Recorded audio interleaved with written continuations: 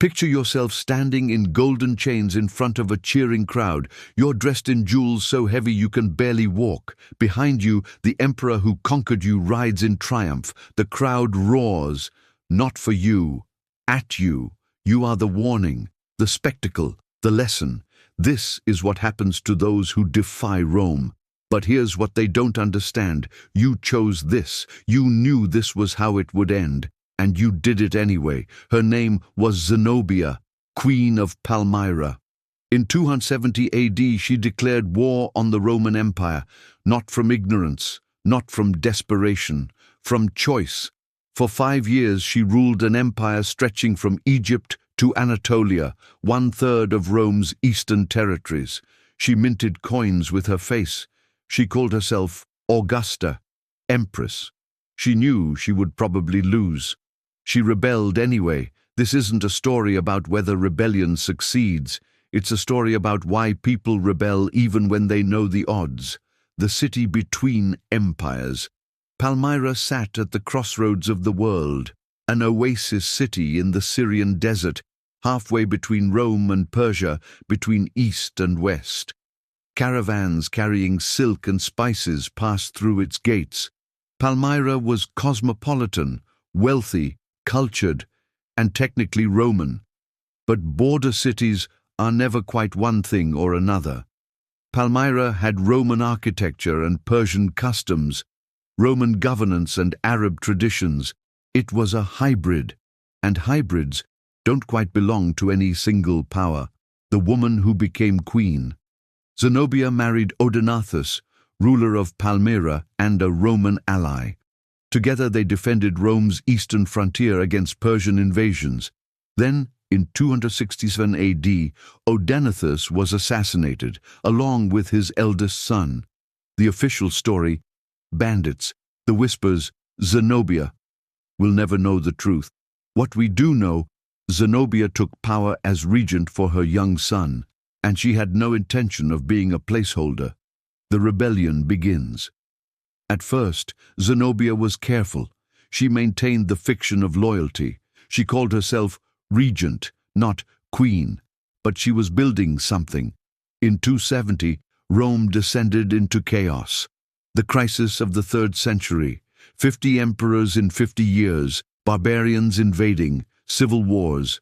Rome was dying. Zenobia saw an opportunity. She invaded Egypt, Rome's breadbasket, then Syria, then Anatolia, then Arabia. Within 2 years, Zenobia controlled 1/3 of the Roman Empire, and she stopped pretending. She declared herself Augusta, Empress. She declared her son Augustus, Emperor. Zenobia wasn't rebelling against Rome anymore. She was claiming to be Rome, the philosophy of rebellion.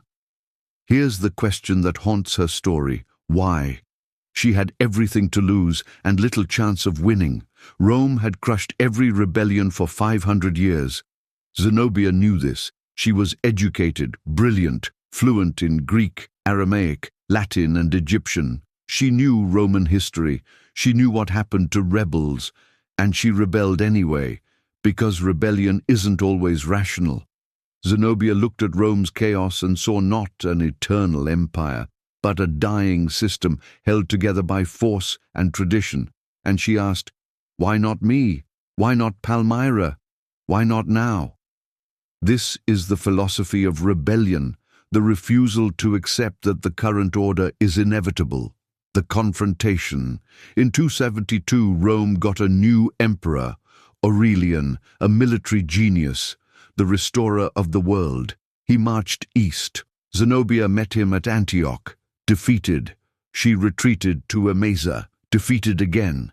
She fell back to Palmyra. Aurelian besieged the city. Finally, Zenobia tried to escape, fleeing across the desert toward Persia. Roman cavalry caught her just as she was boarding a boat.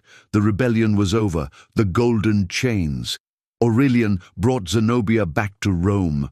At his triumph, the great victory parade, Zenobia walked in front of his chariot, dressed in jewels, bound in golden chains so heavy she needed servants to help her walk.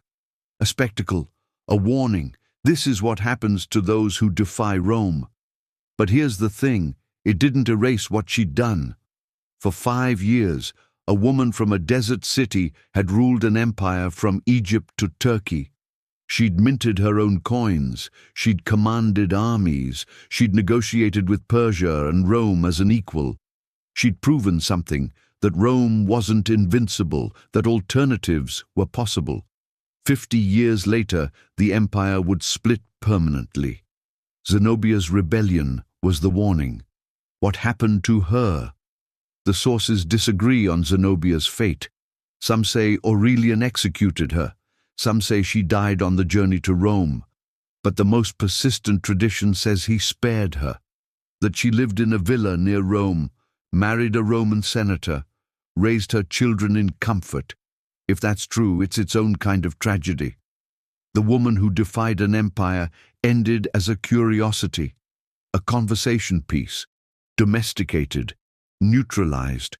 Or maybe it's not a tragedy, maybe it's victory. She lived, she raised her children, she survived.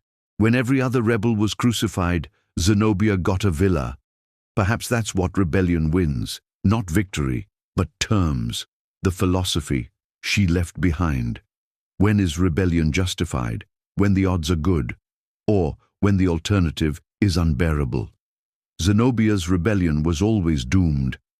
But living as Rome's subject, watching decisions made in a distant capital, seeing her city's wealth flow to Rome, was that bearable? For Zenobia, it wasn't. And so she chose the impossible, not because she thought she'd win, but because refusing to try felt like a different kind of defeat. The modern mirror. We admire rebels in movies, in stories, in history books, but we admire them safely, after the fact. Real rebellion is terrifying. It means risking everything for an uncertain outcome. It means your children might suffer. It means you might end up in golden chains. And yet, people still rebel. Not because it's rational, but because some things are worse than losing: submission, invisibility, living your entire life under someone else's terms. Zenobia chose her own terms, and even though Rome won, even though her empire lasted only 5 years, even though she ended up in chains, we remember her. Rome won the war, but Zenobia won immortality. The final question: if you knew you would lose, if you knew that rebellion meant the destruction of everything you'd built, would you still do it? Zenobia did, not because she was reckless, not because she was naive, but because some people would rather fail on their own terms than succeed on someone else's. We don't remember the emperors who ruled during Zenobia's rebellion. We remember her, the queen who defied an empire, the woman who wore golden chains and never apologized. Rebellion doesn't always succeed, but it always asks a question. Are you willing to accept the world as it is?